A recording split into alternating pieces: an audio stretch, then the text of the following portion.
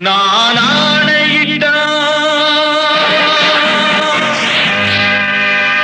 அது நடந்து விட்டா